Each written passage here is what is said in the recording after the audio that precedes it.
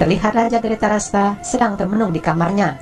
Ia masih terngiang dengan perkataan pamannya Bhisma tentang masa pendidikan bagi para pangeran Kuru selama 12 tahun di pertapaan Guru Drona. Namun lamunannya itu dibuyarkan oleh kedatangan anaknya Duryodhana yang tidak terima dengan keberangkatannya menuju tempat pendidikannya itu. Dhritarashtra pun berkata kepada anaknya, "Aku perintahkan kau untuk pergi dan tinggal di tempat Guru Drona di pinggiran sungai Risabha, dan lokasinya sangat jauh dari Hastinapura. Di sanalah kau akan belajar untuk berkonsentrasi pada pelajaranmu. Kau harus patuhi apapun perintah dari gurumu itu. Dan terhadap anak-anak Pandu, kau harus bersikap baik kepada mereka." Dhritarashtra lanjut berkata, "Memang itulah tradisinya. Untuk menghentikan kesombonganmu itu dan demi mengembalikan perilakumu yang baik pada jalan kebenaran, itulah satu-satunya cara yang aku miliki." Duryodhana pun membela dirinya dengan berkata, "Seperti apa yang telah kau tunjukkan, ayah, selama ini aku selalu berusaha memenuhi keinginanmu. Dan bagaimana dengan ayah sendiri? Apakah kau tidak ingin aku menjadi penggantimu untuk menjadi Raja Hastinapura?" Dhritarashtra pun menjadi sangat marah dan menanyakan kepada anaknya apakah tindakannya itu terhadap Bima putra Pandu adalah keinginannya juga. Duryodhana mengatakan bahwa para Pandawa adalah musuhnya dan mereka datang ke Hastinapura untuk menghentikan keinginan ayahnya menobatkan dirinya sebagai pangeran mahkota, dan itulah satu-satunya cara yang bisa ia tempuh untuk menghadapi musuh-musuhnya itu. Duryodhana merasa tidak terima dengan sikap ayahnya kali ini. Duryodhana mengatakan bahwa semua sifat dan karakter yang ia miliki adalah berkat didikan dari ayahnya itu. Karena selama ini Dhritarashtra mengatakan bahwa impian itu adalah ambisi yang harus dipenuhi, dan siapapun yang menghalanginya dalam mencapainya itu, maka orang itu haruslah disingkirkan. Dhritarashtra pun menyadari bahwa itu adalah kekeliruannya. Namun untuk saat ini, pendidikan di tempat Guru Drona adalah satu-satunya jalan bagi Duryodhana untuk menunjukkan kemampuannya. Dengan berat hati, Dhritarashtra pun menyuruh Duryodhana untuk segera pergi melakukan persiapannya. Sementara itu di ruang sidang istana sedang digelar upacara pemberangkatan para pangeran menuju tempat pendidikannya. Seluruh anggota kerajaan hadir untuk menyaksikan acara tersebut. Bhisma lalu memberikan kata sambutannya. Bhisma berkata, "Para hadirin, era baru dari dinasti Kuru hari ini sedang menuju pada tahap paling penting dalam kehidupan mereka, yaitu kehidupan dalam masa pendidikan. Dan setelah 12 tahun saat para pangeran nanti kembali dari pendidikan mereka akan mampu memberikan negeri ini pengaturan, keamanan, dan keadilan. Mereka akan kembali setelah memiliki semua pengetahuan itu." Para pangeran Kuru lalu memasuki ruangan untuk meminta doa restu dari para sesepuh, di mana sebelumnya mereka harus menjalani ritual yang dipimpin oleh para pendeta. Suasana hikmat pun menyelimuti tempat tersebut. Pangeran Yudhishthira dan juga Pangeran Duryodhana dipersilahkan untuk meminta doa restu dari sang raja, sementara pangeran yang lain akan meminta izin kepada ibu mereka masing-masing. Kedua pangeran itu segera menaiki tangga singgasana untuk meminta doa restu pada sang raja, yang dimulai dengan Pangeran Yudhishthira. Sang raja pun berpesan agar Yudhishthira bisa mengikuti pendidikannya dengan baik dan taat pada semua perintah gurunya itu. Dan saat giliran Duryodhana, sang raja tidak kuasa menahan rasa harunya. Ia pun memeluk anaknya sambil berkata, "Aku punya beberapa keinginan dan mimpi untukmu. Dapatkanlah pengetahuan dan kembalilah untuk membuktikan bahwa kau sudah memiliki kemampuan itu. Hastinapura akan selalu menunggumu." Kedua pangeran itu pun lalu meminta restu kepada kakek mereka, Bhisma yang agung. Bhisma lalu meminta kepada Raja Dhritarashtra agar melepaskan keberangkatan mereka dengan rasa hati yang penuh ikhlas. Dhritarashtra berkata, "Aku tidak sabar menunggu mereka kembali. Dan saat nanti anakku kembali, meskipun dibimbing oleh orang lain, tetapi akan bisa menemukan jalan bagi yang lainnya." Sementara itu Dewi Kunti sedang membagikan minuman manis kepada keempat anaknya sebelum keberangkatan mereka.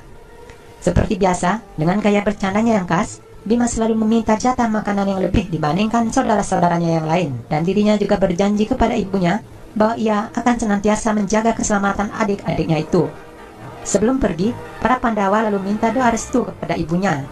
Namun Arjuna yang berhati lembut berpaling kepada ibunya itu. Arjuna berkata, "Ibu, ayah bilang apapun yang kita lakukan, kita harus melakukannya sebaik mungkin. Dan aku akan selalu mengikuti nasihat itu. Aku pasti akan dapat pengetahuan yang terbaik. Dan dengan keahlian memanahku itu, aku pasti akan selalu melindungi adik-adikku." Dewi Kunti pun lalu memeluk Arjuna dan memberikan semangat kepada anak kesayangannya itu. Upacara pelepasan ke-105 pangeran Kuru berlangsung dengan hikmat. Mereka berangkat untuk menempuh pendidikannya di pertapaan Guru Drona. Dan saat kembali nanti, mereka akan menjadi seorang ksatria tangguh yang siap mengabdikan dirinya kepada kerajaannya. Singkat cerita, para pangeran telah tiba di pertapaan Guru Drona. Mereka sangat takjub melihat tempat latihan itu yang telah ditata sedemikian rupa, di mana mereka akan menghabiskan waktunya selama 12 tahun ke depan untuk mendapatkan pendidikan terbaik dari Guru Drona. Terlihat Duryodhana dan Dursasana sedang berjalan menuju ke sebuah tenda besar yang mereka kira telah sengaja disiapkan untuk tempat beristirahatnya. Namun alangkah terkejutnya Duryodhana dan adiknya itu ketika melihat ada seorang anak yang telah berbaring di dalam tendanya itu. Duryodhana pun segera mengambil pedang dan menghampiri orang tersebut. Alangkah terkejutnya Duryodhana karena ternyata pemuda itu telah menyadari kehadirannya di tempat tersebut dan dengan cepat telah berhasil menarik pedang di tangannya dengan menggunakan cambuknya. Ternyata pemuda yang ada di hadapannya kini tidak lain adalah putra Guru Drona sendiri, yaitu Aswatthama. Dan dengan politik yang telah diajarkan oleh Sangkuni, Duryodhana mulai memainkan sandiwaranya dengan cara menjalin pertemanan dengan Aswatthama serta menjanjikan kehidupan yang mewah bagi pemuda itu. Putra Drona yang memiliki tanda berlian di keningnya sebagai hasil penebusan dosa dalam kehidupan masa lalunya itu sangat senang menerima tawaran dari Duryodhana. Namun saat mereka sedang asik berbincang, hal yang aneh pun terjadi karena tenda besar itu tiba-tiba terguncang dan terbang tinggi ke atas. Terlihat di luar tenda telah berdiri Guru Drona dan bersiap melemparkan sebatang ranting untuk membakar tenda tersebut. Sang guru berkata, makanan bisa saja dihidangkan di atas piring dari emas, tapi tidak ada yang boleh memakannya. Tidak ada fasilitas apapun yang boleh disediakan untuk murid-murid di sini. Itulah pendidikan pertama yang diberikan oleh Guru Drona terhadap murid-muridnya demi mewujudkan kesetaraan di antara mereka. Aswatthama pun merasa sangat kesal dengan perlakuan dari ayahnya itu. Ia segera membakar emas dan kain-kain sutra yang dihadiahkan oleh Hastinapura. Ibunya Kripi mencoba untuk mencegah tindakan anaknya itu, namun Aswatthama mengatakan bahwa ia melakukan tindakan itu karena ayahnya sendiri benar-benar ingin melepaskan kemiskinan dari dalam hidupnya, karena ia telah mencegah dirinya bersahabat dengan Pangeran Duryodhana untuk menikmati kemewahan. Guru Drona pun muncul dengan mengatakan bahwa yang terbaik dari persahabatan adalah di mana orang bersatu dengan pengetahuan, keyakinan, dan prinsip untuk kesejahteraan bersama. Namun persahabatan yang ditawarkan oleh Duryodhana adalah persahabatan semu yang hanya mengandalkan kesenangan saja. Duryodhana mau berteman dengan Aswatthama karena ia tahu bahwa anak muda itu adalah putra gurunya sendiri. Drona pun memberikan bayangan bentuk persahabatan yang buruk di masa lalunya itu, di mana persahabatan seperti itu hanya menyisakan sakit di hatinya. Drona pun berjanji kepada anaknya bahwa Aswatthama akan mendapatkan kenikmatan dan kekayaan jauh lebih besar daripada kemewahan yang telah dijanjikan oleh Duryodhana, yaitu menjadikannya sebagai seorang raja di kerajaan Pancala. Di malam harinya, saat waktunya tidur, para Kurawa sangat sulit untuk menyesuaikan diri karena telah terbiasa hidup mewah di istana. Mereka harus dibangunkan oleh Guru Drona karena pelajaran pertamanya akan segera dimulai. Semua murid telah berkumpul untuk menerima pelajaran memanah dari sang guru. Dengan menempatkan seekor burung kayu di dahan yang tinggi, mereka harus membidik mata burung kayu itu tanpa menjatuhkan burungnya dan merusak benda-benda di sekitarnya. Satu persatu pangeran maju untuk memperagakan perintah dari gurunya itu. Dan yang pertama tampil adalah Pangeran Yudhishthira. Sang guru pun menanyakan hal apakah yang dia lihat sebelum membidikkan sasarannya. Yudhishthira berkata, "Aku melihat sebuah pohon, Guru, cabang di sebuah pohon, dan aku bisa melihat ada burung yang bertengger di cabangnya itu.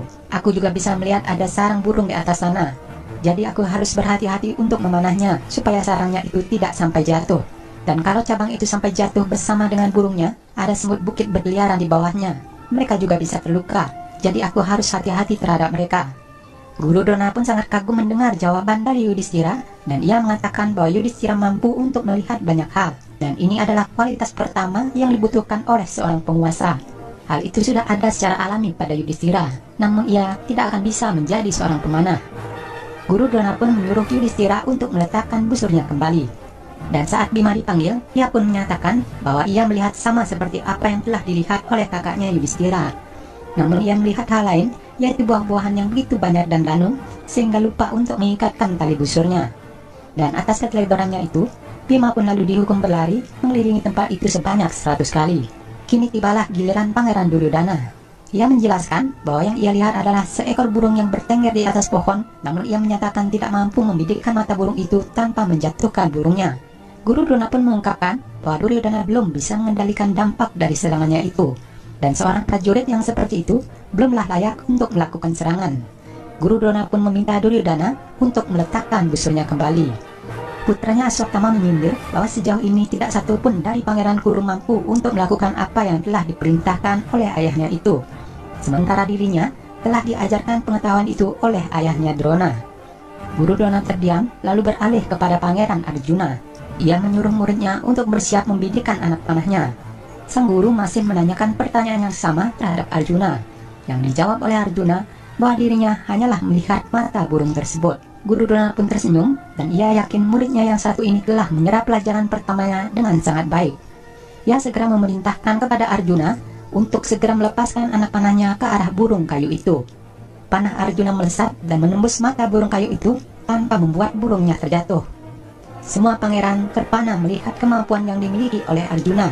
Demikian juga dengan Aswatthama yang tidak menyangka bahwa Arjuna akan mampu menyelesaikan tantangan itu dengan sangat baik. Guru Drona pun tersenyum puas melihat kemampuan dan bakat yang dimiliki oleh Arjuna, dan ia yakin bahwa kelak di kemudian hari Arjuna akan tumbuh menjadi pemanah yang hebat dan akan mampu memikul tugas yang akan ia bebankan kepada muridnya itu. Para pangeran Kuru terus berlatih fisik maupun latihan ilmu keprajuritan di tempat pendidikan Guru Drona. Sang guru berkata, batasan sebuah wilayah bukanlah sebuah batasan. Hal itu merupakan identitas, maka hargailah hal itu sebagai sebuah kewajiban bagi setiap pangeran. Dalam pelajaran memanah berikutnya, yaitu memanah objek yang terbang, para pangeran segera membidikkan panahnya pada benda yang sengaja diterbangkan, namun tak satu pun yang bisa mengenai sasaran tersebut. Namun Arjuna yang penuh dengan konsentrasi berhasil dengan sempurna membidik sasarannya. Hal itu membuat Guru Drona bangga dengan kemampuan yang dimiliki oleh Arjuna. Guru Drona menanyakan kepada muridnya bagaimanakah sikap mereka dalam menghadapi seorang musuh, karena kekuatan bukan hanya diukur dari fisiknya saja, namun kekayaan juga bisa jadi yang paling kuat. Latihan fisik pun dilanjutkan dan diselang-selingi dengan latihan kewiranegaraan dengan mendengarkan pandangan dari masing-masing pangeran. Yudhistira berkata, tidak ada gunanya memakai cara diplomatis terhadap musuh yang terkuat, karena orang yang terkuat akan memperhatikan kelemahannya, dan tindakan menghargai sebuah diplomasi itu akan melemahkan kekuatan dan kepercayaan diri kita. Kalau memakai cara diplomatis pada orang yang lebih lemah, masyarakat dari kedua kerajaan akan mendapatkan keuntungan dari perdagangan dan lainnya. Orang yang lemah tidak akan berbahaya terhadap diplomasi, tetapi sebuah diplomasi dengan orang yang lebih lemah bisa dilakukan dan melawan musuh yang lebih kuat membuktikan keberanian kita. Guru Drona nampak kagum dengan wawasan kepemimpinan Yudhistira yang sangat jauh berbeda dengan pandangan Duryodhana yang terkesan sangat angkuh. Duryodhana merasa tidak puas dengan Pandawa dan telah berencana untuk menjebak Bima agar masuk ke dalam kolam lumpur rawa. Latihan memanah pun dilanjutkan. Terlihat Arjuna dengan disiplin mengikuti latihan dengan membidikkan sasarannya ke objek yang terbang. Namun mereka tidak sadar bahwa latihannya telah diawasi oleh seseorang dari balik semak belukar. Arjuna mulai menghentikan kegiatannya dengan alasan bahwa hari telah senja dan dirinya tidak mampu lagi untuk melihat. Mendengar hal itu, Guru Drona berkata, itu artinya matamu jadi batasan buatmu. Seorang pejuang itu harus tahu batasan yang dia miliki, dan kalau seorang tidak bisa memecahkan batu dengan tangannya, maka yang salah adalah batunya atau tangannya. Guru Drona pun berlalu meninggalkan tempat tersebut. Sementara itu Kurawa yang ditugaskan untuk menggiring ternak sedang mendengar orang yang sedang menajamkan senjatanya dari semak belukar. Guru Drona lalu memanas-manasi Aswatthama dengan berkata, yang menyedihkan adalah kami yang hanya sebagai murid. Tapi kau Aswatthama, kenapa Arjuna harus jadi penghalangmu? Jumlah waktu untuk belajar yang didapatkan oleh Arjuna harusnya itu menjadi milikmu. Kemarahan Aswatthama pun tersulut dengan mengatakan bahwa Arjuna juga merupakan musuhnya, dan ia mengatakan akan menyingkirkan duri yang menghalangi kemajuan Duryodhana. Dirinya bisa memanah dalam keadaan gelap untuk menemukan sasarannya. Aswatthama pun lalu bersiap dengan anak panahnya dan membibikan ke arah sumber suara tadi. Namun alangkah kagetnya mereka, anak panahnya itu beradu dengan anak panah lain. Ia tidak menyangka bahwa Arjuna juga telah menguasai ilmu memanah dalam kegelapan. Lalu siapakah yang telah mengajarinya? Mereka bertiga lalu bergegas kembali ke pondoknya. Namun lagi-lagi mereka sangat terkejut karena melihat Arjuna sedang berada di pemondokannya. Mereka penasaran siapakah pemanah yang baru saja ditemuinya di hutan. Keributan pun terjadi antara Pandawa dengan Kurawa karena mereka memperebutkan tempat untuk mengikat sapi-sapi mereka. Bima pun datang untuk membela adik-adiknya dengan menghajar Pangeran Dursasana. Hal itu menyulut kemarahan dari Duryodhana dan duel pun terjadi di antara mereka berdua. Keduanya sama-sama menunjukkan kekuatannya, hingga akhirnya Bima berhasil ditendang oleh Duryodhana hingga ia masuk ke dalam lumpur rawa tadi. Perlahan tubuh Bima mulai tenggelam di dalam lumpur. Nakula dan Sadewa berusaha menolong Bima, namun tangannya tidak bisa meraih tubuh Bima. Yudhistira pun datang untuk mencoba menolong, namun ia pun belum mampu untuk melakukannya. Hingga Guru Drona pun datang dan berkata, dalam keadaan masalah, carilah cara untuk bisa mengatasinya. Menghadapi masalah yang tidak terduga adalah bagian dari pendidikan. Arjuna yang juga berada di tempat itu segera berlari untuk mengambil busurnya. Ia pun segera membidikkan dahan pohon yang ada di atas kolam lumpur itu sambil mengingat kata-kata gurunya bahwa mata bukanlah batasan seseorang untuk belajar menjadi pemanah yang hebat. Ia pun segera melepaskan anak panahnya dan dahan pohon itu jatuh tepat di samping Bima.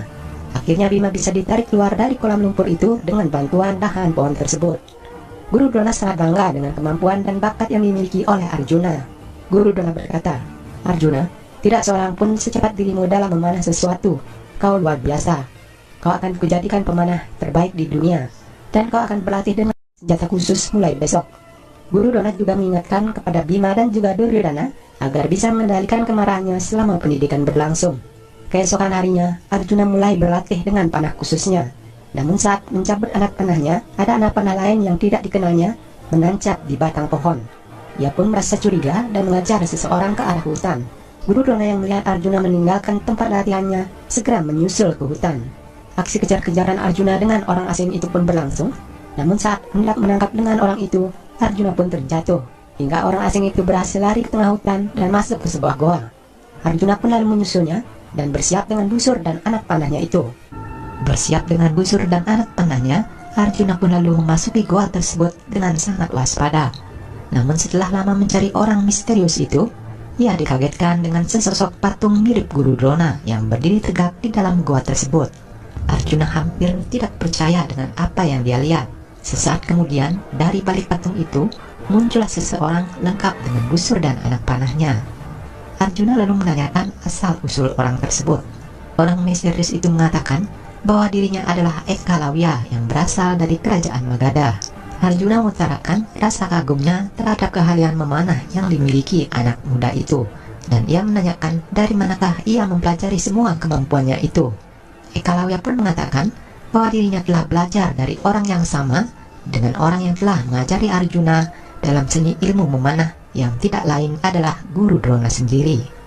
Namun tepat di saat itu, sang guru pun muncul di tempat tersebut dan menyangkal perkataan dari Ekkalawya karena Guru Drona tidak pernah merasa menerima murid selain dari para pangeran Kuru dan juga anaknya sendiri Aswatthama. Guru Drona lalu menanyakan identitas sesungguhnya dari pemanah misterius tersebut. Dan saking senangnya melihat sang guru hadir di hadapannya, Ekkalawya pun langsung bersujud di hadapan Guru Drona. Ekkalawya berkata, aku raja dari hutan Magadha, putra dari raja suku di sana. Aku diam-diam telah mendengarkan pelajaranmu selama ini dan berlatih dengan sosok yang sama saat malam di depan patungmu itu. Guru Drona lalu menghampiri patung yang berdiri kokoh di dalam gua tersebut, dan ia mengatakan bahwa tidak seorang pun bisa menyebut kemampuan yang luar biasa sebagai pemberian darinya karena itu berarti menghina dirinya. Dan sebelum memanggil dirinya sebagai guru, maka seseorang harus menunjukkan kemampuan yang dimilikinya itu. Ekkalawya tersenyum mendengar perkataan Guru Drona. Saat mendengar suara anjing yang jauh berada di luar goa, ia pun segera menarik tali busurnya dan melepaskan 3 buah anak panahnya. Rombongan Duryodhana yang juga telah tiba di gua tersebut masih belum mengerti apa yang telah dilakukan orang misterius itu. Namun tak lama kemudian, seekor anjing masuk ke dalam gua dengan 3 batang anak panah di dalam mulutnya. Sang guru sangat takjub melihat kemampuan anak muda tersebut. Dan saat ia hendak merestui Ekkalawya dan menerimanya sebagai muridnya, ia teringat akan sumpahnya untuk menjadikan Arjuna sebagai pemanah terbaik di dunia. Guru Drona pun lalu mundur dan bergegas pergi meninggalkan tempat tersebut. Arjuna mulai berlatih memanah tanpa mengenal lelah. Ia melatih kemampuannya saat hari mulai gelap, dan ia masih terbayang dengan Ekkalawya yang mampu menjadi pemanah hebat hanya dengan berguru di depan patung Guru Drona. Namun latihan keras Arjuna belumlah membuahkan hasil karena pikirannya masih belum bisa fokus.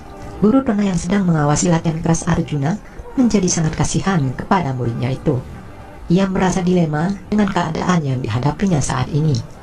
Di satu sisi, ia bertemu dengan pemuda dengan bakat memanah yang luar biasa yang ingin menjadi muridnya. Namun ia berasal dari kerajaan Magadha yang merupakan musuh dari Hastinapura. Namun di sisi lain, ia telah bersumpah hanya akan mendidik para pangeran Kuru dan anaknya saja, serta berjanji akan menjadikan Arjuna sebagai pemanah terbaiknya. Terlihat Arjuna masih terus melakukan latihannya. Tekad Arjuna untuk menjadi pemanah yang hebat tidak menyurutkan langkahnya untuk terus belajar siang dan malam, bahkan sudah hampir 2 hari tidak beristirahat. Melihat hal itu, kakaknya Yudhistira berusaha membujuk Arjuna untuk beristirahat sejenak sebelum melanjutkan latihannya. Namun tekad Arjuna sudah bulat untuk menguasai ilmu memanah yang lebih baik lagi dari Ekalawya. Ia mengatakan bahwa pasti ada sesuatu yang kurang dalam dirinya, sehingga ia belum bisa menguasai ilmu memanah tersebut, dan sebelum ia mendapatkan keahliannya itu, maka ia tidak akan pernah menghentikan latihannya. Hingga satu titik tertentu, Arjuna pun berhasil memanah dalam kegelapan dengan tepat sasaran.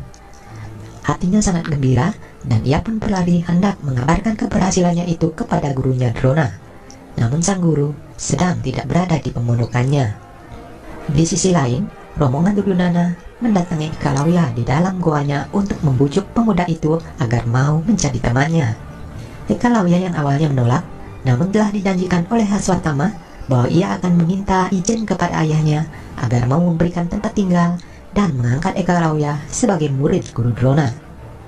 Namun tepat di saat itu, sang guru muncul dan menyetujui perkataan yang telah diucapkan oleh putranya Aswatthama. Namun sebelum ia resmi menerima pemuda itu menjadi muridnya, sang guru mengajukan satu syarat yang harus dipenuhi oleh Ekalawya saat itu juga. Dan tanpa pikir panjang lagi, Ekalawya menyetujui apapun persyaratan yang diminta oleh guru Drona. Sang guru lalu mengatakan bahwa Ekalawya harus memberikan jempol tangan kanannya sebagai wujud kesetiaan kepada gurunya itu. Semua yang hadir di sana tercengang mendengar permintaan guru Drona. Namun janji telah diucapkan dan harus ditepati. Ekalawya lalu berlutut di depan gurunya dan segera mencabut belati untuk memotong ibu jari tangan kanannya. Semua yang hadir di sana menjadi tercengang melihat ketulusan dan dedikasi yang ditunjukkan oleh Ekalawya. Demikian juga dengan Arjuna yang baru sampai di tempat tersebut. Guru Drona pun menepati kata-katanya dan bersedia menerima Ekalawya sebagai muridnya. Namun saat itu juga, pemuda itu harus segera meninggalkan tempat itu dan kembali ke Magadha. Dan ini adalah perintah seorang guru kepada muridnya. Atas perintah dari guru Drona, Ekalawya segera membakar busur dan anak panahnya sebelum pergi meninggalkan tempat tersebut untuk kembali ke Magadha. Perasaan guru Drona sangat kacau setelah mengambil keputusan yang telah merampas keahlian seorang anak seperti Ekalawya. Dan dengan kemarahannya, ia menghampiri patungnya dan memukulnya sampai hancur lebur. Guru Drona berteriak meluapkan kekesalan di hatinya, dan setelah kejadian itu, guru Drona melakukan mandi suci untuk menebus dosa-dosanya itu.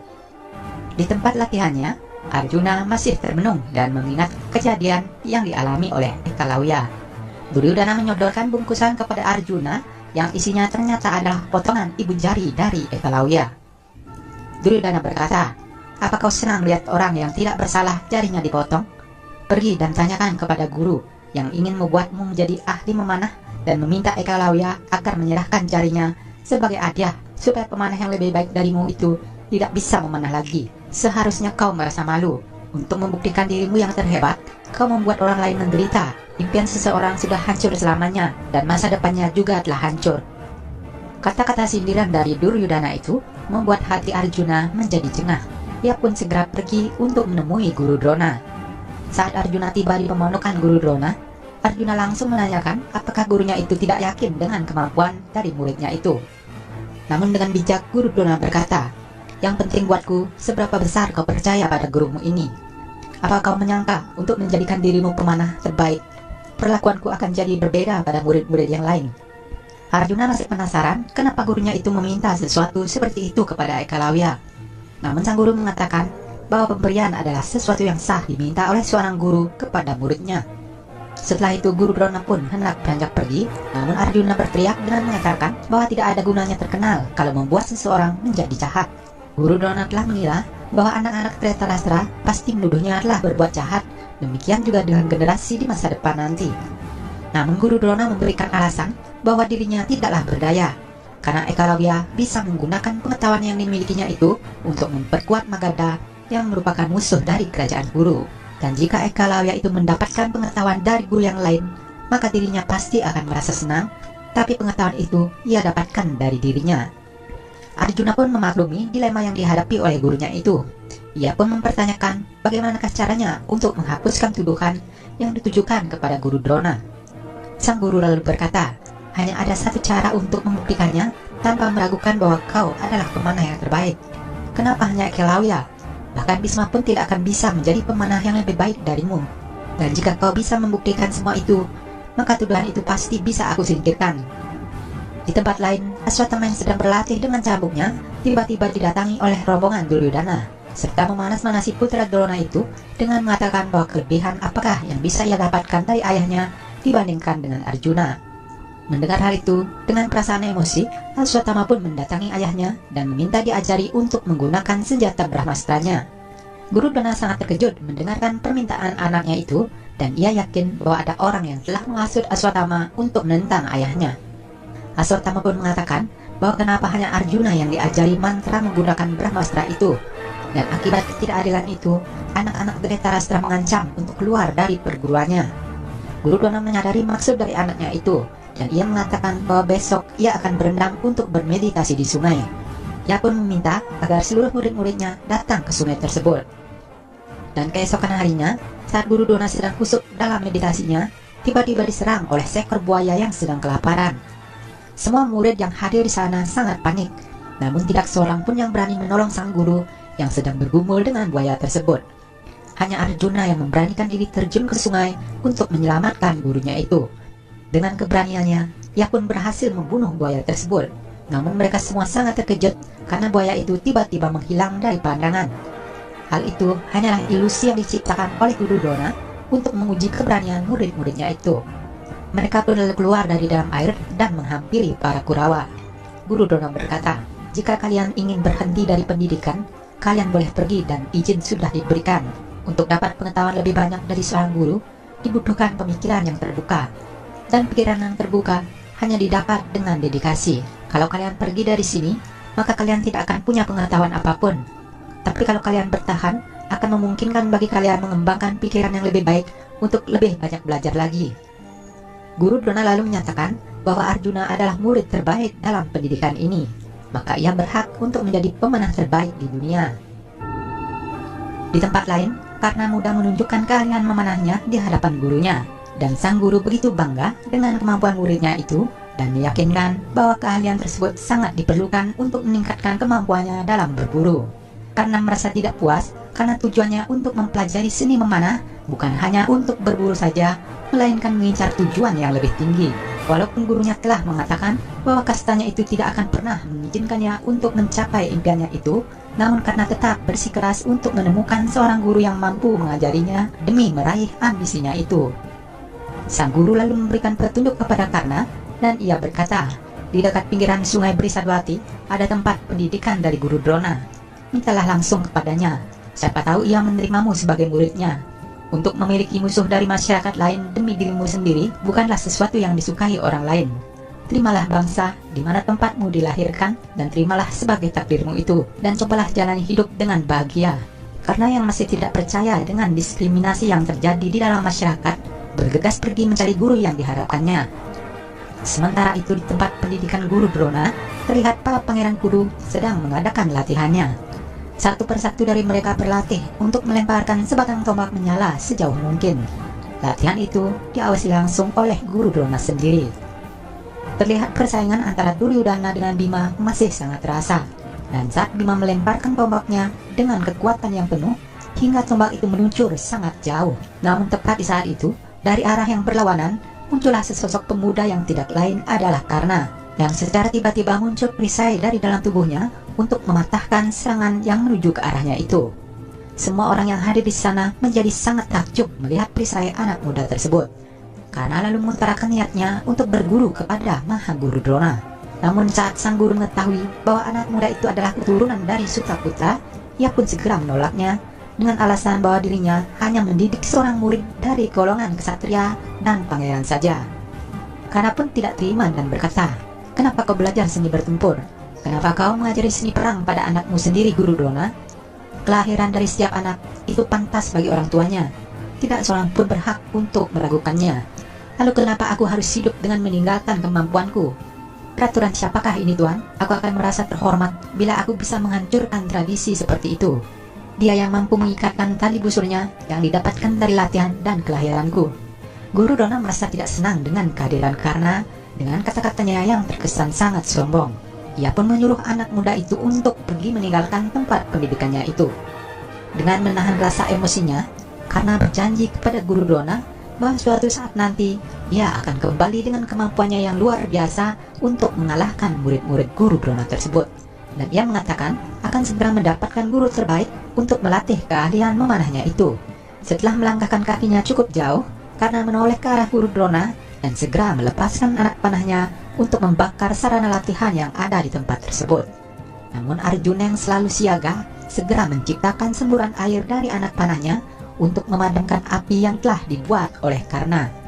Bibit persaingan antara kedua pemanah itu mulai muncul saat itu juga. Keduanya telah menunjukkan kekuatan memanahnya yang sangat luar biasa dan akan menjadi persaingan sengit di masa depan nanti. Karna pun melanjutkan perjalanannya untuk mencari seorang guru impiannya. Ia mencukur seluruh rambutnya dan meninggalkan semua peraturan dan tradisi yang ada di masyarakat guru. Ia bertekad akan membalaskan perlakuan masyarakat yang telah melakukan penghinaan terhadap dirinya. Karna pun mengganti pakaiannya dengan mengenakan pakaian layaknya seorang Brahmana. Ia lalu bergegas pergi ke tempat Bagawan Parasurama dan mengaku dirinya sebagai keturunan seorang Brahmana. Bagawan Parasurama sangat takjub melihat penampilan dari Karna. Sang Bagawan mengatakan bahwa dirinya sudah tidak ingin lagi mengajar karena ia telah menyumbangkan seluruh senjatanya itu. Namun setelah melihat aura yang ada pada diri Karna, Bagawan Parasurama dengan senang hati akan berbagi ilmu dengannya. Akhirnya Karna pun diterima sebagai murid dari Bagawan Parasurama, dan ia mulai melakukan latihan keras dan disiplin selama berhari-hari di bawah bimbingan langsung dari sang Bagawan. Hingga suatu hari, Bagawan Parasurama menunjukkan kemampuannya untuk menciptakan sebuah matahari di saat malam hari dengan anak panahnya itu.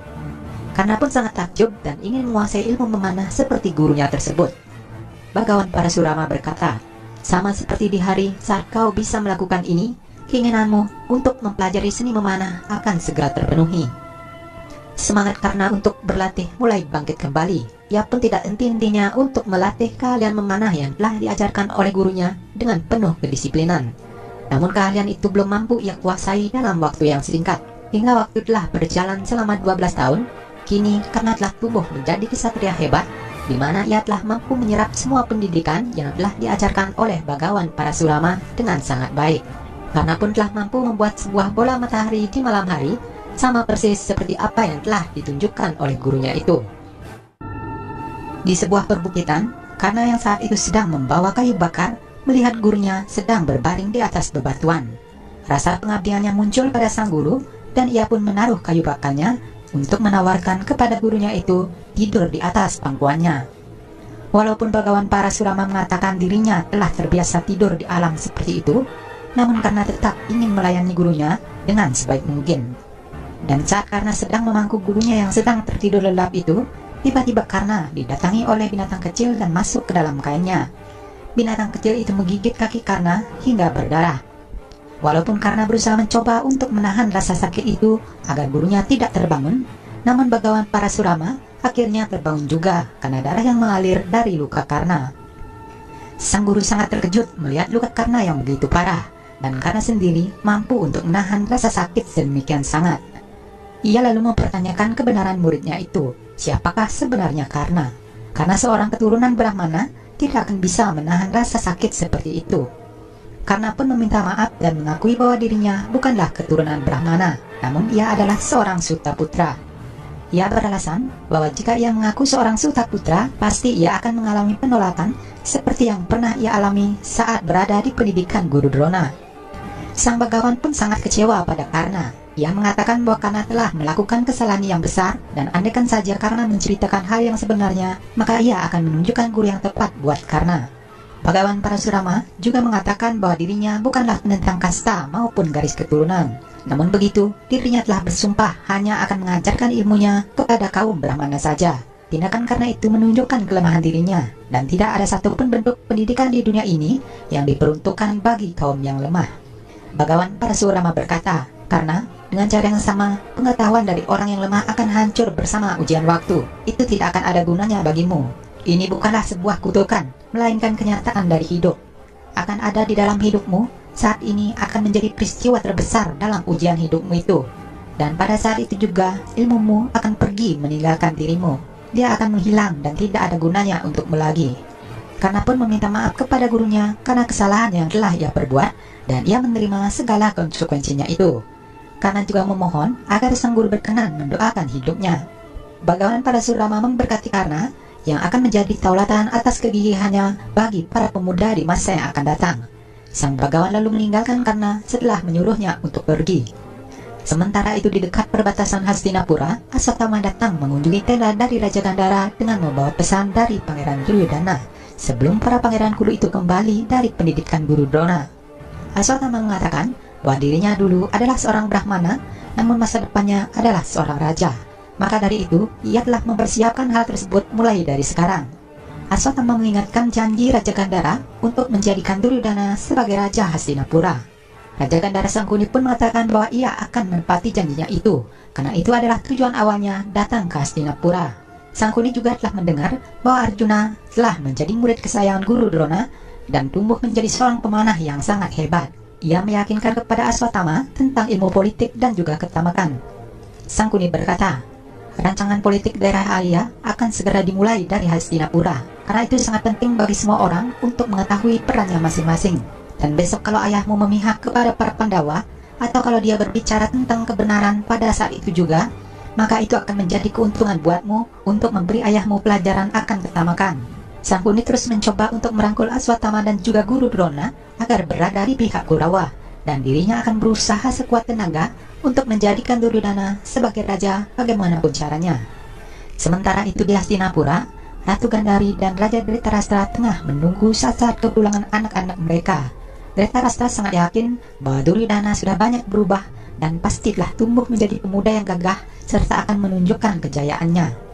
Namun secara tiba-tiba, Sangkuni muncul di ruangan itu sambil mengusulkan penyambutan untuk kedatangan para pangeran. Seperti biasa, ia mulai menghasut sang raja agar segera mengadakan sebuah kompetisi untuk menguji kemampuan dari para pangeran. Yang sudah barang tentu, Sangkuni telah memikirkan suatu rencana untuk memenangkan Pangeran Duryodhana agar nantinya ia bisa diangkat menjadi pangeran mahkota Hastinapura. Ratu Gandhari mengingatkan kepada kakaknya agar ia tidak membuat kedatangan para pangeran menjadi sebuah masalah politik. Sementara itu di ruang sidang istana Hastinapura, para hadirin telah menunggu kedatangan Raja Dhritarashtra yang masuk dengan diiringi oleh Raja Gandhara Sangkuni. Perdana Menteri Widura mempersilahkan Sangkuni menuju tempat duduknya. Sangkuni pun lalu berjalan perlahan ke arah Bhisma sambil mengingat saat ia dulu diusir dari Hastinapura oleh sesepuh bangsa Kuru itu. Kini ia datang kembali untuk melanjutkan rencananya semula untuk membalaskan dendamnya kepada Bhisma yang Agung. Dengan senyum sinisnya, Sangkuni lalu mendekati Bhisma yang Agung dengan tujuan mengirimkan salam dari ayahnya kepada putra Gangga tersebut. Sangkuni menunjukkan dadu yang terbuat dari tulang belulang mendiang ayahnya itu yang akan senantiasa menuruti semua keinginan dari Sangkuni. Ia pun memperagakannya dengan melemparkan dadu tersebut ke udara dan menunjukkan angka yang ia kehendaki. Tak lama kemudian, Guru Drona pun muncul di balai sidang istana untuk memberikan laporannya terhadap hasil pendidikannya selama ini kepada para pangeran Kuru. Raja Dhritarashtra mengatakan bahwa ia sangat yakin bahwa anaknya Duryodhana lah yang menjadi murid terbaik di antara para pangeran Kuru. Mendengar hal itu, Guru Drona hanya tertegun dan berkata, "Haruskah aku memuji murid-muridku? Atau haruskah para muridku yang menunjukkan keahlian mereka dengan apa yang telah kuberikan lewat pendidikanku itu?" Pernyataan Guru Drona itu dibenarkan oleh Bhisma, karena sesuai tradisi yang ada, setelah para pangeran menyelesaikan pendidikannya, maka mereka haruslah menunjukkan kemampuannya di hadapan masyarakat kerajaan dan juga di depan tamu undangan. Namun Sangkuni menyela perkataan dari Bhisma dengan mengusulkan untuk membuat sebuah kompetisi khusus buat para pangeran. Dan hal itu pun disetujui oleh Raja Dhritarashtra. Sang raja kemudian memerintahkan kepada Guru Drona untuk segera mengatur jalannya kompetisi. Bhisma dan Perdana Menteri Widura tengah membicarakan tentang jalannya kompetisi yang akan digelar buat para pangeran. Mereka sangat mencemaskan bahwa kompetisi itu telah diatur secara curang oleh Raja Gandhara Sangkuni. Karena jika ada hal-hal yang tidak diinginkan terjadi pada para pangeran, maka akan mempengaruhi reputasi Hastinapura. Dewi Kunti pun datang kepada Bisma dan mengutarakan kecemasannya tentang ujian yang akan dijalani oleh anak-anaknya tersebut. Dewi Kunti berkata, "Kurasa lebih baik kalau anak-anakku tidak ikut dalam kompetisi itu. Kuharap semua orang tidak menganggap kemampuan mereka sebagai sebuah ambisi dan kemudian memusuhi mereka. Itulah yang aku cemaskan, Paman." Bisma pun meyakinkan kepada Dewi Kunti untuk tidak takut kepada Raja Gandhara Sangkuni, karena kali ini ia tidak akan bisa berbuat konspirasi lagi, karena dirinya sekarang adalah Raja Gandhara yang harus bertanggung jawab kepada kerajaannya sendiri. Sementara itu di tempat lain, Sangkuni telah memanggil sang arsitek istana Purocan untuk menjalankan rencana jahatnya itu. Sangkuni berkata, "Yang Mulia sangat ingin mendengar semua orang memberikan dukungannya kepada Duryodhana dan bukannya orang lain.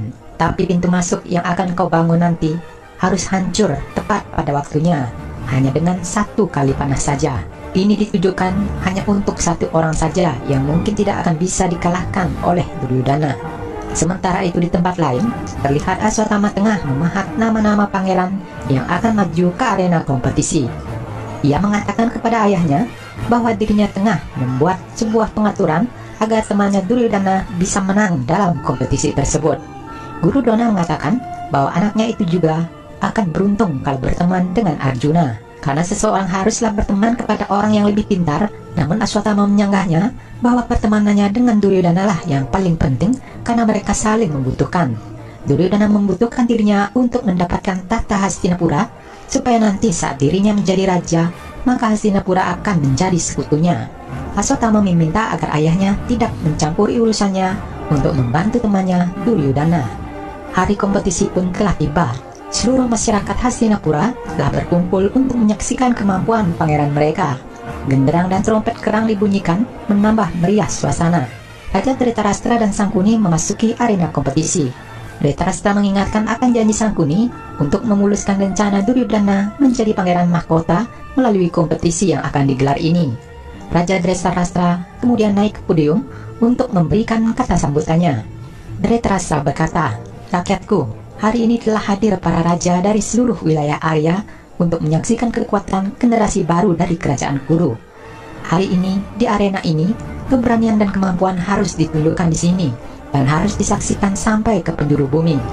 Pujian pun akan terdengar sampai di waktu yang terakhir. Sebuah sejarah baru akan dimulai yang telah diwariskan oleh para leluhur agung bangsa Kuru akan ditentukan di sini."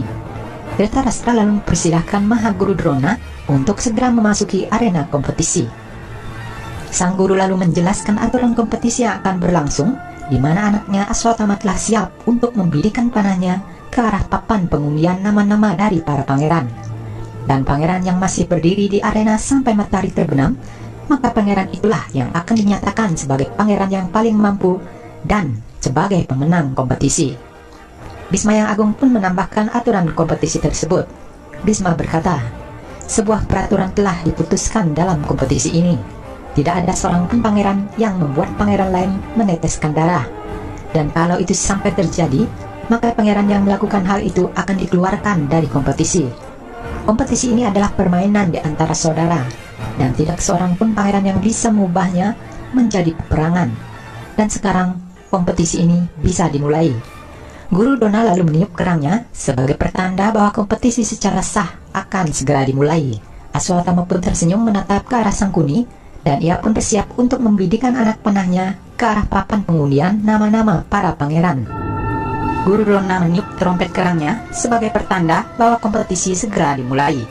Putranya Aswatthama juga telah bersiap untuk membidikan panahnya ke roda putar yang memuat nama-nama pangeran Kuru yang akan berkompetisi. Terlihat Sangkuni memberikan kode kepada Aswatthama yang disambut dengan senyuman tanda persetujuannya. Panah Aswatthama pun melesat dan dapat menancap pada nama Duryodhana sebagai pangeran yang pertama tampil ke arena. Sorak-sorai rakyat menyambut kehadiran sang pangeran Kuru. Hal ini membuat hati Dhritarashtra menjadi riang. Kerinduannya yang selama ini ia pendam sebentar lagi akan terobati dengan kehadiran putranya itu. Pangeran Duryodhana memasuki arena diiringi dengan beberapa ekor gajah tunggangannya. Rakyat Hastinapura pun dibuatnya kagum saat sang pangeran menunjukkan atraksinya dengan melompati gajah-gajah tersebut. Sanjaya segera melaporkan keberanian Duryodhana kepada Raja Dhritarashtra yang hatinya diliputi kegembiraan itu. Duryodhana segera memberikan salam kepada ayah dan ibunya dan menyatakan diri bahwa untuk mengalahkan dirinya itu akan sangat sulit. Karena itulah ia dinamakan dengan Duryodhana. Duryodhana pun menghampiri pamannya Sangkuni dengan mengingatkan janji yang telah ia ucapkan terdahulu, bahwa ia akan membantu keponakannya untuk meraih impiannya menjadi pangeran mahkota Hastinapura. Dengan alasan itu pula, Sangkuni mengatakan bahwa dirinya akan tetap berada di Hastinapura sampai tujuan Duryodhana tercapai. Putra Guru Drona Aswatthama kembali membidikan panahnya ke arah papan pengundian, dan kali ini yang akan maju untuk melawan Duryodhana untuk pertama kalinya adalah Pangeran Nakula dari Pandawa. Nakula datang ke arena dengan cara yang luar biasa. Ia diterbangkan oleh seekor burung dan mendarat dengan sempurna di arena kompetisi. Duel antara Pangeran Nakula dengan Duryodhana berlangsung seru. Namun kekuatan Duryodhana jauh berada di atas Nakula, sehingga Duryodhana berhasil mengatasi perlawanan Nakula dengan mudah. Nakula lalu menuju ke tempat duduknya dan memberikan salam kepada ibunya Dewi Kunti. Aswatthama kembali melontarkan anak panahnya, dan pangeran berikutnya yang akan tampil melawan Duryodhana adalah Pangeran Sahadewa. Sahadewa berlari memasuki arena dengan membawa senjata kapaknya. Duel antara kedua pangeran itu tidak terelakkan lagi. Namun Pangeran Sahadewa juga bukan merupakan tandingan dari Duryodhana.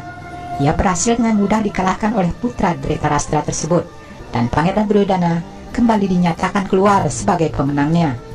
Setelah memberi salam kepada ibunya, ia menghampiri Nakula dan mengatakan bahwa Aswatthama telah memberikan mereka identitas baru sebagai pangeran dari Pandawa, dan Sahadewa punya firasat bahwa pihak mereka nanti akan dapat meraih kemenangannya.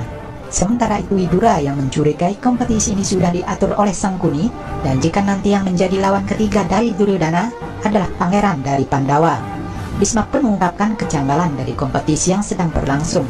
Bhisma berkata, "Ini semua adalah penipuan Widura.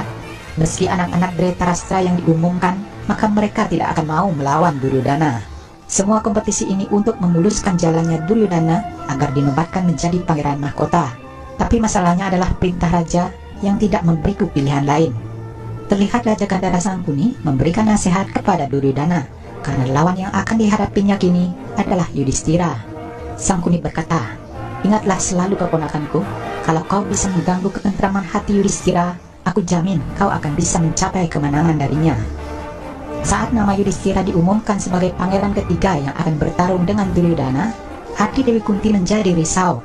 Ia merasa ini bukan lagi sebuah kompetisi antar pangeran, melainkan sebuah persaingan antara anak-anak Pandu melawan anak-anak Dhritarashtra. Guru Drona pun mengingatkan Aswatthama agar anaknya itu tidak merusak reputasi dari ayahnya. Namun Aswatthama mengingatkan janji ayahnya agar tidak menghalangi keputusan yang telah ia ambil. Pangeran Yudhishthira segera melompat dari menara dan segera memasuki arena kompetisi dengan senjata tombaknya. Kedua pangeran itu saling menunjukkan kemampuan terbaik mereka. Kekuatan mereka tampak seimbang dan saling serang serta silih berganti berhasil menjatuhkan lawannya. Namun pada akhirnya Yudhishthira pun berhasil menumbangkan Duryodhana. Sangkuni memberikan kode kepada keponakannya untuk mengacaukan suasana hati Pangeran Yudhishthira. Duryodhana berkata, "Yudhishthira, aku tidak menyangka kau benar-benar sangat kuat. Darah dinasti manakah yang mengalir dalam dirimu? Dari manakah kau mendapatkan karakter penyayang itu? Katakanlah kepadaku." Mendengar hal itu, seketika emosi Yudhishthira memuncak karena Duryodhana telah mengungkit masalah keturunannya. Yudhishthira pun menyerang Duryodhana dan memukulkan tombaknya hingga tubuh Pangeran Kuru itu terjerembab ke tanah. Yudhishthira melompat dan menodongkan tombaknya ke arah Duryodhana. Hal ini membuat semua hadirin terperanjat menyaksikan kemarahan dari Yudhishthira. Sambil menodongkan tombaknya, Yudhishthira berkata, "Aku tidak bisa melawanmu Duryodhana. Ini adalah kompetisi persahabatan dan tidak boleh ada kemarahan di sini. Aku sempat marah padamu tadi, dan kalau aku angkat senjataku untuk melawanmu sekarang, maka itu akan salah." Yudhishthira lalu membalikkan badannya dan hendak meninggalkan Duryodhana.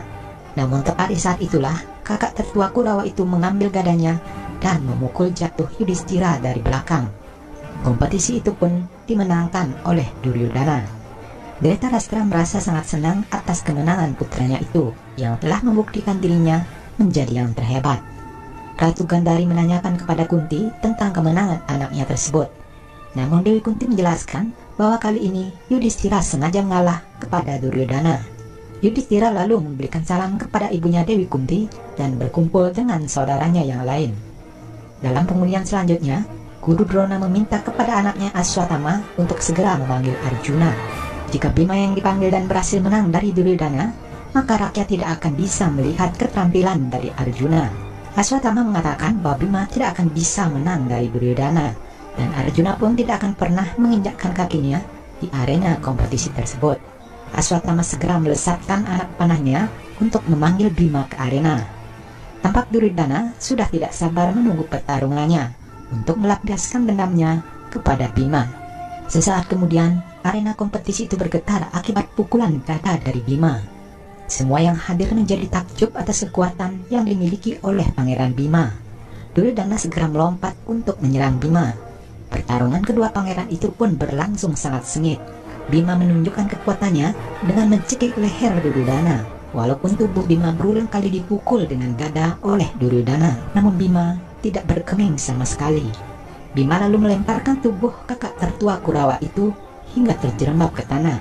Pertunjukan kekuatan kedua pangeran itu telah membuat Bhisma dan seluruh masyarakat yang menyaksikan pertarungan itu menjadi cemas.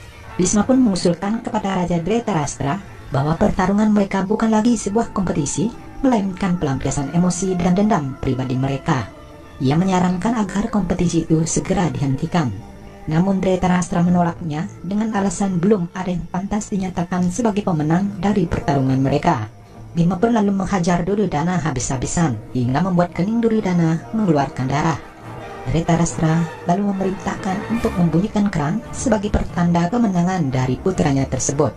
Guru Drona pun menghampiri Bima dan mengingatkan bahwa dirinya telah melanggar aturan kompetisi, sehingga ia dinyatakan kalah dan didiskualifikasi.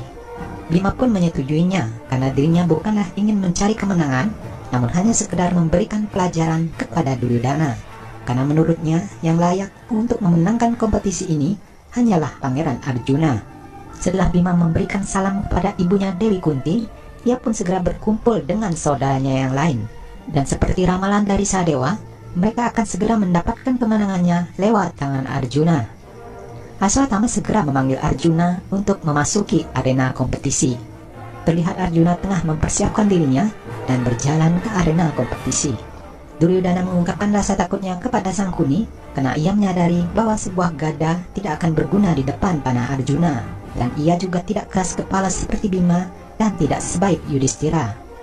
Namun kecemasan keponakannya itu dijawab oleh Sangkuni karena masalah Arjuna sudah diatur sebelumnya, yaitu dengan rencana menimbun Arjuna di bawah pintu masuk arena.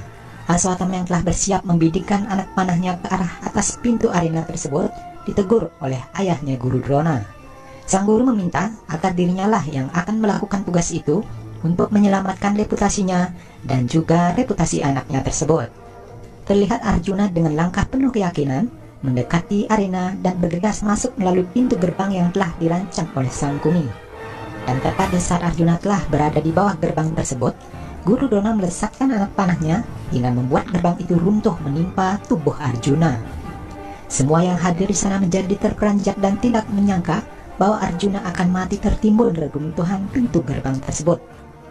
Namun belum sempat hilang rasa terkejut mereka, sebatang anak panah berkelebat yang berasal dari bawah reruntuhan itu. Anak panah itu menuju ke arah Dewi Kunti untuk menahan air mata ibunya agar tidak sampai jatuh ke tanah. Dewi Kunti sangat terharu melihat Arjuna masih hidup. Demikian pula keempat saudaranya yang lain. Mereka mengatakan bahwa Arjuna telah memenangkan kompetisi sebelum pertarungan dimulai. Guru Drona mengatakan kepada anaknya Aswatthama bahwa Arjuna bisa selamat dari reruntuhan itu karena dia telah membuat kanopi dari anak panah di atas kepalanya. Guru Drona pun dengan bangga mengumumkan bahwa Arjuna adalah murid terbaiknya. Sambutan masyarakat Hastinapura bergema menyambut kehadiran Pangeran Arjuna. Arjuna pun lalu membidikan anak panahnya ke udara untuk memberikan salam hormat kepada guru, kakek, paman, sang raja, saudara, dan juga ibunya itu. Duryodhana yang tampak cemas akan menghadapi Arjuna, dan Sangkuni pun mengungkapkan kekhawatirannya karena ia tidak melihat batasan dalam diri Arjuna. Kakak tertua Kurawa itu pun memberanikan diri maju ke arena untuk berhadapan dengan Arjuna. Dengan rasa yang sedikit khawatir, Duryodhana terpaksa maju untuk menghadapi Arjuna.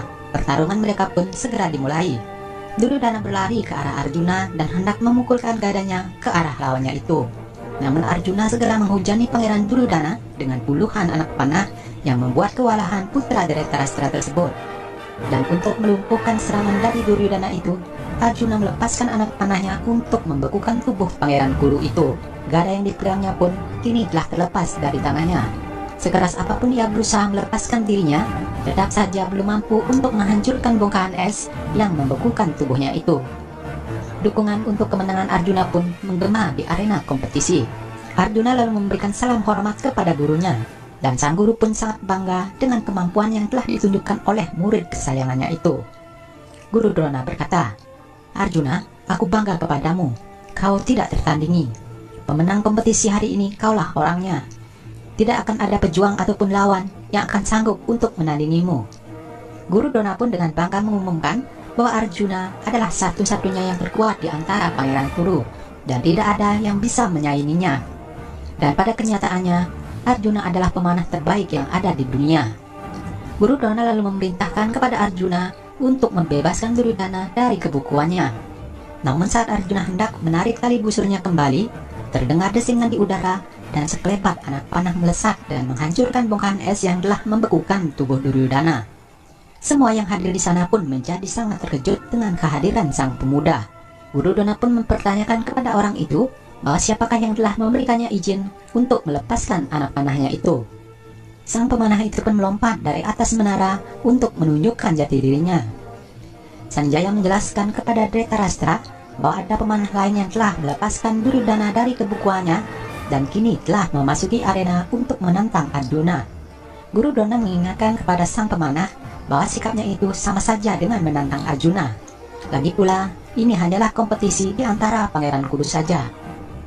Tetapi karena beralasan bahwa Guru Drona telah berlebihan untuk menyatakan Arjuna sebagai pemanah terbaik di dunia, sedangkan dirinya yang juga merupakan bagian dari pemanah merasa terpancing untuk menunjukkan kemampuannya di hadapan semua orang. Guru Drona segera mengenali siapa anak muda yang telah berdiri di hadapannya itu. Dia tidak lain adalah karena orang yang telah datang kepadanya meminta diangkat sebagai muridnya. Namun Guru Drona telah menolaknya karena berasal dari keturunan Sutaputra. Sangkuni unjuk bicara untuk memanas-manasi Karna dengan mengungkit nasib yang telah diterima oleh Ekalawya yang telah kehilangan ibu jarinya itu. Namun Arjuna dengan mudah membalikkan kata-kata dari Sangkuni dan memojokkannya tentang kejahatan yang telah ia lakukan terdahulu terhadap Bima. Guru Kripa pun kembali mengingatkan aturan kompetisi yang sedang berlaku, di mana seseorang bisa menantang orang yang posisinya sepadan ataupun lebih tinggi darinya. Ia meminta kepada Karna agar memperkenalkan dirinya terlebih dahulu sebelum ia melayangkan tantangannya kepada Pangeran Arjuna. Dengan penuh keyakinan, Karna pun lalu memperkenalkan dirinya bahwa ia adalah seorang putra kusir kuda yang bernama Adirata. Ia menyatakan kebanggaannya kepada ayahnya itu yang telah melayani Bhisma yang agung dengan pengabdiannya yang tulus. Ia juga merasa bangga kepada ibunya Radha yang telah melimpahkan kasih sayangnya yang begitu tulus. Karena lalu mengutuk orang yang menghubungkan identitas orang tuanya sebagai sesuatu yang memalukan.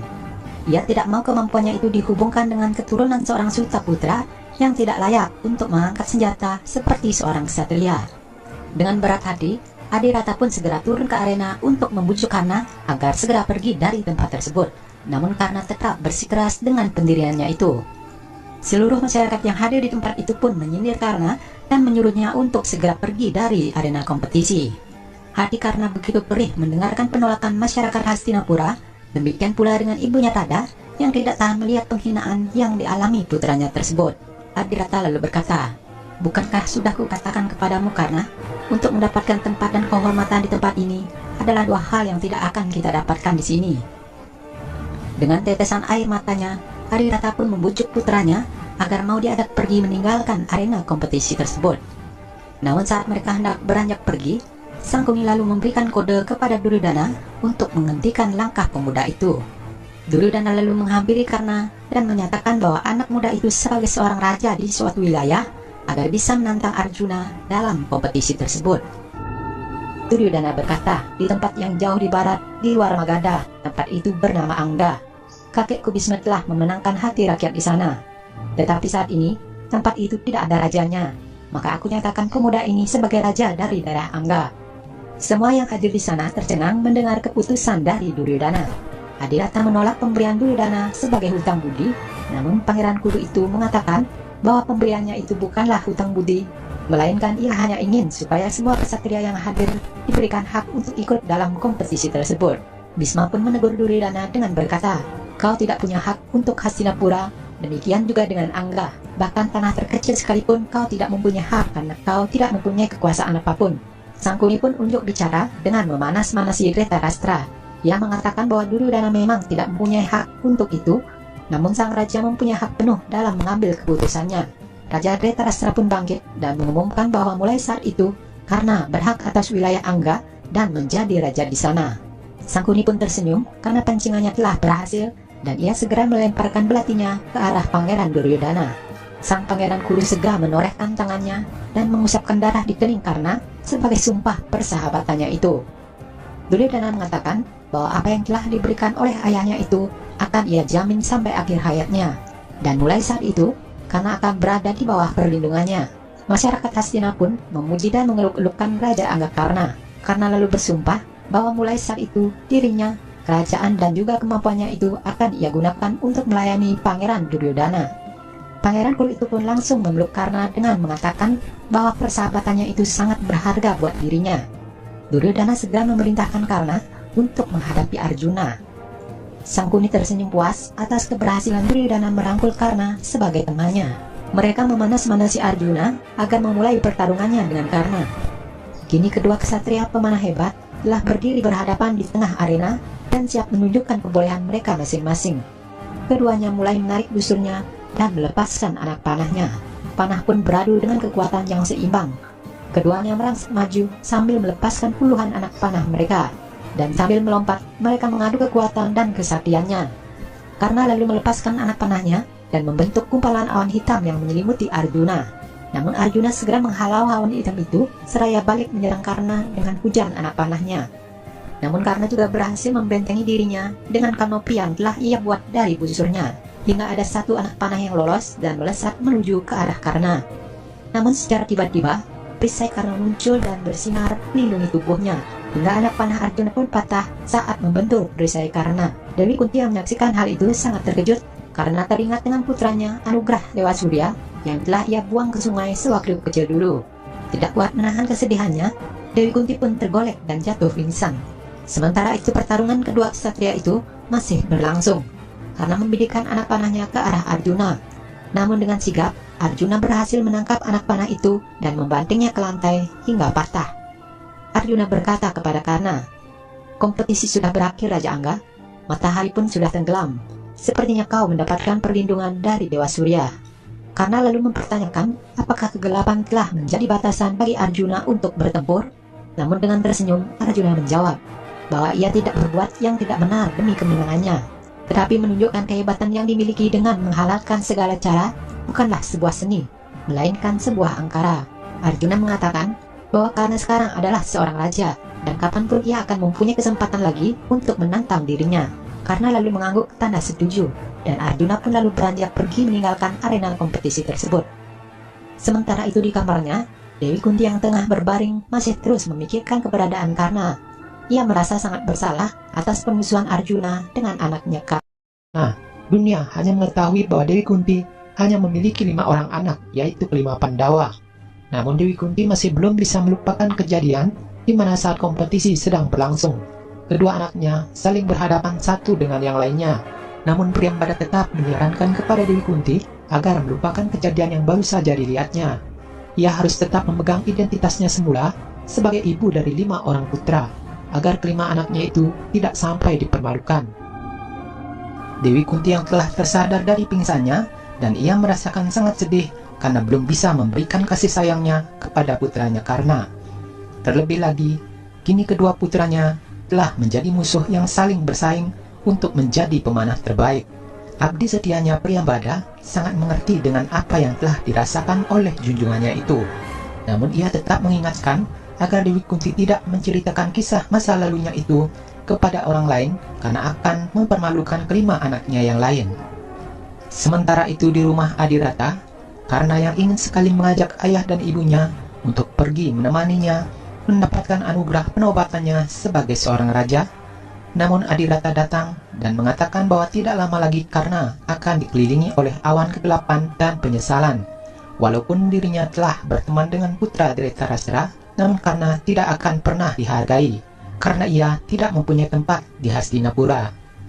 Duryodhana hanya mau berteman dengan anaknya itu karena pangeran Kuru tersebut mempunyai tujuan tertentu. Namun karena mengatakan bahwa saat kompetisi berlangsung, di mana ia telah mendapatkan penghinaan dari seluruh masyarakat, hanya pangeran Duryodhana sajalah yang mengerti perasaannya. Maka dari itu ia telah berjanji bahwa seluruh hidupnya dan kemampuannya itu akan diabdikan pada kepentingan pangeran semata. Karena mengajak kedua orang tuanya untuk pergi ke kerajaan baru yang ia akan pimpin. Namun Adirata menolak keinginan anaknya tersebut. Adirata berkata, "Pergilah nak, penuhilah tugas dan kewajibanmu yang baru. Kami akan tetap di sini. Pada suatu hari nanti, saat kau akan membutuhkan rumah yang tidak dibayangi oleh kesalahan, kau akan tetap memiliki rumah untuk pulang nanti. Kami akan menjaga rumahmu ini agar jauh dari kesalahan." Karena sangat sedih akan perpisahan dengan kedua orang tuanya itu, Adirata segera menyuruhnya untuk meninggalkan mereka dan memberikan mahkota kepada anaknya Karna lalu meminta agar ibunya Radha mau meletakkan mahkota itu di kepalanya, dengan mengatakan bahwa beban ini akan terus mengingatkan dirinya akan sesuatu yang telah hilang dalam kehidupannya. Dengan meneteskan air mata, Ibu Radha mengenakan mahkota di kepala Karna pun lalu bersujud kepada ibu dan ayahnya sebelum ia meninggalkan rumah di mana ia telah dibesarkan. Sementara itu Dewi Kunti yang hendak menemui Karna, tiba-tiba anaknya Bima muncul dan menggendong ibunya. Nakula pun datang dan menyuruh Bima agar menurunkan ibunya tersebut supaya bisa memberikan sujud di depan kakinya. Kini kelima Pandawa telah berkumpul untuk melepaskan rasa kangen yang mereka alami selama ini. Dewi Kunti sangat bangga atas kemampuan yang dimiliki para putranya tersebut. Mereka telah menunjukkan kemampuan yang luar biasa di arena kompetisi. Namun tanpa sengaja, Yudhishthira menanyakan keadaan ibunya yang tadi sempat jatuh pingsan. Hal ini membuat murung hati Dewi Kunti, dan ia kebingungan untuk menjawab pertanyaan putranya tersebut. Beruntunglah Priyambada muncul dan mengatakan bahwa ibunya itu sangat bangga memiliki kelima anak yang gagah dan luar biasa. Jadi dengan memiliki semua itu, anaknya tidak ada kedukaan lagi dalam hatinya. Namun Dewi Kunti mengatakan bahwa kesedihan seorang ibu itu sangat wajar tatkala melihat ketidakadilan yang diterima oleh putranya tersebut. Para Pandawa pun berusaha menghibur kesedihan ibunya.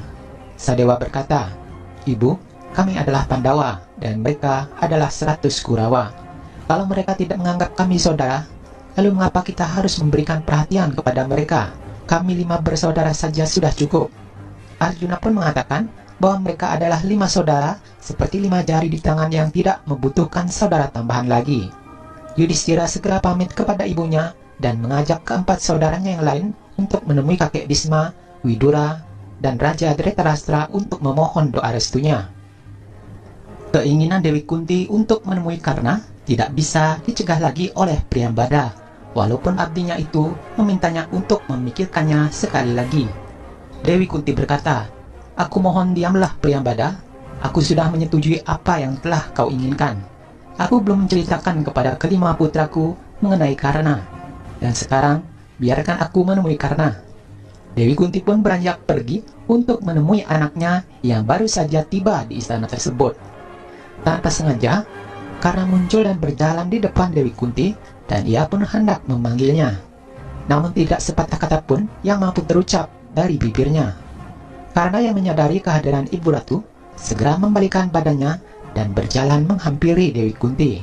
Karna kemudian memetik setangkai bunga lotus untuk dipersembahkan kepada Dewi Kunti. Sang Dewi pun teringat dengan masa lalunya saat ia membuang putra pertamanya itu di sungai dalam sebuah keranjang yang ditaburi oleh bunga lotus. Sambil memegang bunga yang baru dipetiknya, Karna berkata kepada Ibu Ratu Kunti, "Sejak kedatanganmu di Hastinapura, aku yang pertama kali ingin menyambutmu dengan bunga lotus ini." Raja Anggakarna lalu meletakkan bunga lotus itu di depan kaki Dewi Kunti. Karna lanjut berkata, Setiap kali aku melihat bunga lotus, aku teringat dengan kakimu yang mulia putri. Dan jika Anda berdiam diri seperti ini, aku anggap bahwa Anda tidak mau menerima pemberian bunga dariku ini. Dewi Kunti pun berkata bahwa bunga itu diberikan kepada para resi dan di kaki yang kuasa, dan ia merasa tidak layak untuk menerimanya. Namun karena berkata, bukankah para ibu adalah bentuk lain dari yang kuasa? Ia pun mengatakan bahwa sewaktu kecil dulu, ayahnya pernah mengatakan bahwa raja dan ratu itu bagaikan ayah dan ibu bagi rakyatnya. Dan sebagai seorang anak, ia mempunyai keinginan untuk menyampaikan atas ketidakadilan yang terjadi pada dirinya supaya bisa memberikan keadilan sebagai ibunya. Karena pun mengatakan bahwa saat ibunya sendiri meninggalkan dirinya karena rasa takut, lalu apa yang bisa ia harapkan dari orang lain? Dewi Kunti merasa tercengang mendengar pengakuan dari Karna dan menanyakan apa maksud yang sebenarnya dari Raja Angga tersebut. Karna pun mengatakan bahwa sebelum ini ibunya telah menolak mendampinginya untuk pergi ke istananya yang baru. Setelah itu Karna lalu mengucapkan salam dan beranjak pergi meninggalkan Dewi Kunti.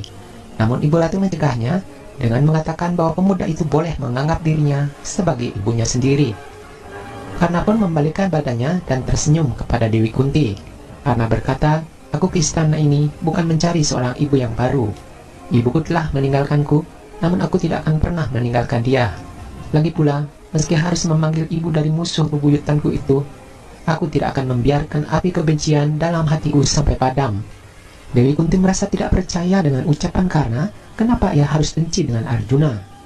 Ia pun mengungkapkan kekagumannya kepada Karna dan melihat bahwa anaknya Arjuna sama hebatnya dengan Karna.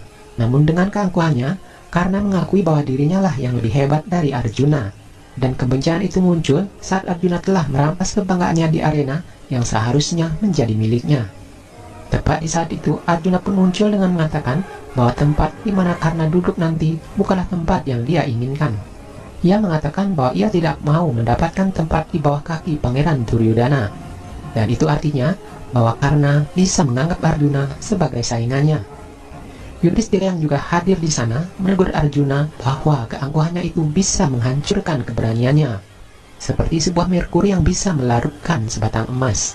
Ketegangan pun semakin memuncak di antara mereka, hingga akhirnya Dewi Kunti pun menegur anaknya agar tidak menggunakan kata-kata yang menyindir Raja Angga seperti itu.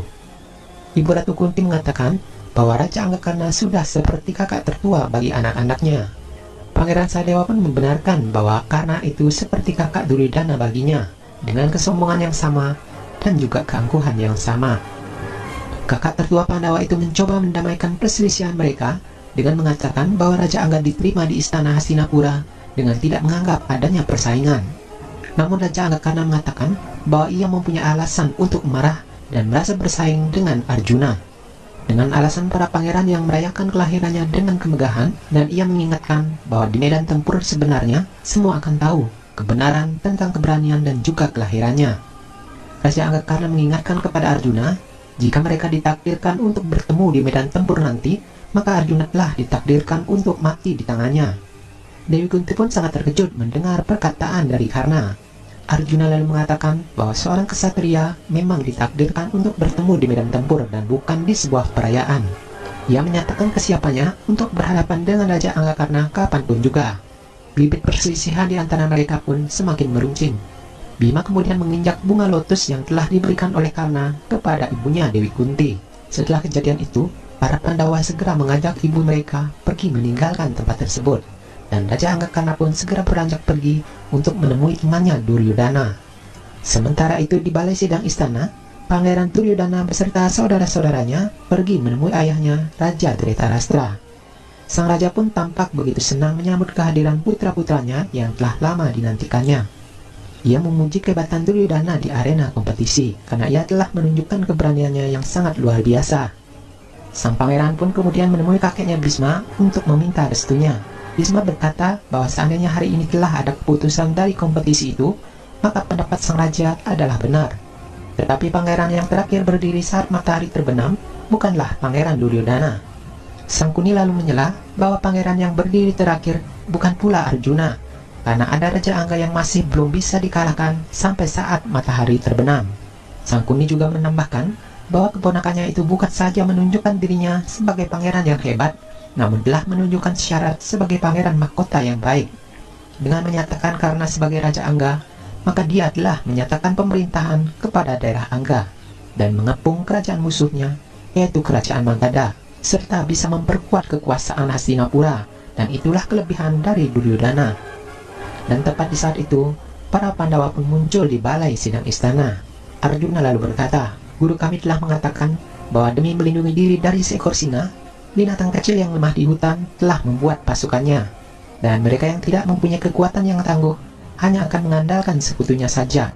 Bhisma yang agung mengatakan bahwa kompetisi yang sedang berlangsung hari ini baru hanya sebatas kekuatan fisik saja. Karena itu ia mengatakan bahwa kompetisi belumlah membuahkan hasil yang diinginkan. Duryodhana merasa tidak puas dengan keputusan Bhisma. Ia mengatakan bahwa jika hasil kompetisi belum diputuskan, maka kompetisi itu bisa diulang esok hari dan ia ingin mencobanya lagi. Dengan tersenyum, Arjuna pun mengatakan bahwa dirinya siap menerima tantangan tersebut, namun ia mengatakan bahwa jika hasil kompetisinya keluar besok, maka Duryodhana lah yang akan dipermalukan. Ketegangan antara pihak Pandawa dan juga Kurawa kian terasa. Para Pandawa kemudian pamit dan meninggalkan ruangan tersebut. Malam itu, di Istana Hastinapura akan diadakan pesta penyambutan para pangeran Kuru. Dewi Kunti dengan abdinya Priyambada datang ke tempat pesta itu dengan harapan bisa bertemu dengan Karna. Priyambada mengatakan bahwa pesta itu hanyalah diperuntukkan bagi tamu-tamu undangan saja. Saat mereka melihat-lihat pesta persiapan, Putri Dursala datang dan memperkenalkan temannya Putri Subadra, yang merupakan anak dari Basudewa, yang itu berarti adalah keponakan dari Dewi Kunti sendiri. Mereka pun berpelukan untuk melepaskan rasa kangennya, dan mereka berbincang-bincang mengenai keadaan kakaknya Basudewa. Dewi Kunti juga menanyakan keadaan Krishna dan juga Balarama. Ia sangat kagum dengan kisah kepahlawanan dari Krishna. Subadra mengatakan keadaan mereka baik-baik saja, dan Krishna berpesan bahwa jika suhu sedang meningkat, maka laut dan gunung akan bertemu pada puncaknya nanti. Mereka sama sekali tidak mengerti apa yang dimaksudkan oleh Sri Krishna. Saat Subadra melintas hendak melihat permainan musik, ia bertemu dengan Pangeran Arjuna. Keduanya sangat terkesan dengan pertemuan singkat mereka. Ada benih rasa suka di hati keduanya. Permainan musik pun berlanjut mengiringi kehadiran para tamu yang datang ke tempat pesta. Para Pandawa juga telah hadir di tempat tersebut. Putri Dursala memperkenalkan Subadra kepada Yudhistira. Yudhistira pun mengungkapkan rasa kagumnya terhadap kakak Subadra, yaitu Sri Krishna, yang telah banyak merubah keadaan politik di wilayah Arya. Namun Subadra mengatakan hal lain, bahwa yang akan merubah suhu politik di daerah Arya adalah Yudhistira sendiri. Para Pandawa hanya tertegun mendengar apa yang telah dikatakan oleh Sri Krishna dan belum tahu maksud dan arti yang sebenarnya. Tepat di saat itulah Arjuna pun muncul dan menghampiri mereka. Melihat gelagat bahwa Subadra sangat kagum melihat Arjuna, Nakula pun mengatakan bahwa Arjuna juga sangat mahir dalam memainkan musiknya. Mereka lalu meminta Pangeran Arjuna untuk memainkan alat musiknya sebagai hiburan sebelum sang raja datang ke tempat tersebut. Dengan senang hati, Arjuna mulai menunjukkan kepiawaiannya dalam bermain musik. Alunan dawai musiknya yang begitu indah membuat hati Subadra begitu terhibur.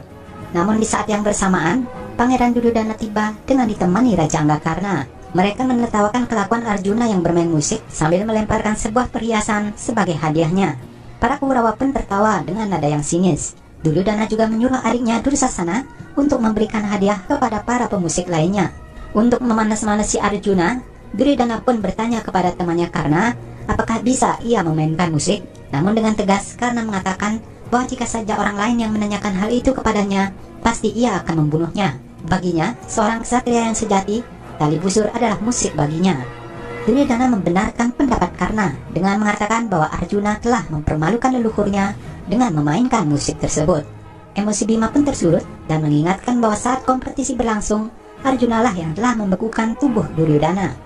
Namun Duryodhana mengatakan bahwa Arjuna telah membekukan tubuhnya, namun temannya Karna dapat melelehkan es tersebut hanya dengan satu kali panas saja. Ketegangan pun terjadi di antara mereka. Arjuna menyindir dengan mengatakan bahwa seekor tikus pun bisa memotong tali dengan giginya, dan itu membuat dirinya merasa hebat, namun bukanlah seorang ksatria. Merasa terhina oleh perkataan Arjuna, Raja Anggakarna pun naik pitam. Namun Raja Gandhara Sangkuni datang untuk mencegah tindakan Karna. Sangkuni berkata, "Raja Anggakarna, kau mungkin pemanah yang hebat, namun untuk urusan berdebat, kau tidak akan pernah bisa mengalahkan putra Pandu." Para Kurawa kembali mengejek dan menertawakan kelakuan Arjuna. Raja Anggakarna pun mengatakan bahwa untuk menghibur seorang wanita Bukan saja kemampuan dalam bermain musik yang diperlukan, namun harus juga bisa dalam menari. Tentu saja penghinaan itu membuat Arjuna naik pitam. Kemarahannya sudah tidak bisa terbendung lagi. Ia segera mencabut belatinya dan menghampiri Raja Anggakarna.